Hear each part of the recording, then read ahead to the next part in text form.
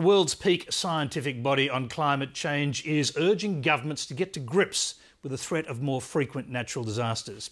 A new report from the Intergovernmental Panel on Climate Change declares all countries are becoming vulnerable to extremes in the weather and that governments need to make better plans to cope. Hamish Fitzsimmons reports. The Intergovernmental Panel on Climate Change report sounds another ominous warning. It predicts the heat waves seen in recent years will be more frequent. If you make projections for the future, you find that in the case of heat waves, those heat waves which are currently taking place once in 20 years will, by the end of the century, take place once in 2 years. A full report by the IPCC has now been released following the summary put out last year. This is 200 of the world's best climate scientists have prepared this report. It's been reviewed by almost 20,000 experts and governments from around the world. So it's as good as you're going to get. It says more extreme weather events are on the way and provides regional risk assessments.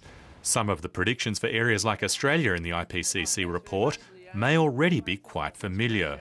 Extreme flooding, droughts, the length and intensity, the number of extreme bushfire days in southeast Australia, and the intensity of wind speeds in cyclones. The panel says learning to cope with extreme weather events is now a priority. We would have to mitigate because it's also very clear that there are certain thresholds and points both in social as well as natural systems where the resilience of societies will be exceeded in such a way that there'll be a severe challenge in terms of adaptation.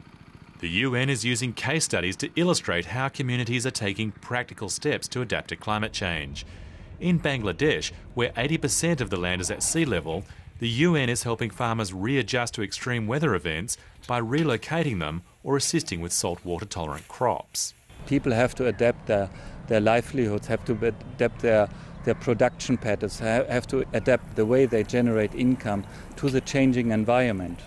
So in terms of agriculture has to invent and develop technologies that cope with the effects of climate change.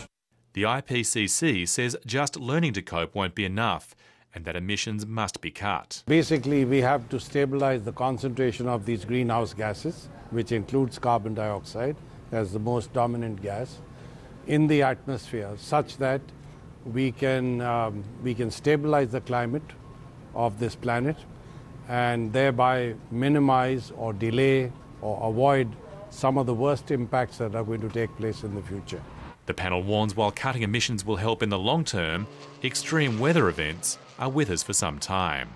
Hamish Fitzsimmons, Lateline.